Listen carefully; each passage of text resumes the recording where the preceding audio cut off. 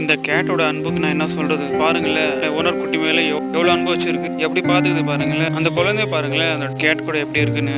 Wow, இவங்க 2 பேர் உள்ள அன்பு எப்படி இருக்கு பாருங்க, எப்படி பாத்துக்குது பாருங்களேன். கிட்ட யாரும் நெருங்க விட மாட்டேங்குது, யாரும் வரக்கூடாது, நான் மட்டும் தான் இருப்பேன். வாவ், இவங்க 2 பேரோட அன்பு பார்த்து என்ன சொல்றது, சோ கியூட். கேட்டு டாக் எல்லாம் அதே மாதிரி தான், நம்ம கொஞ்சம் அன்பு காட்டினாலும் அவங்க நிறைய காட்டுவாங்க. Wow, so cute.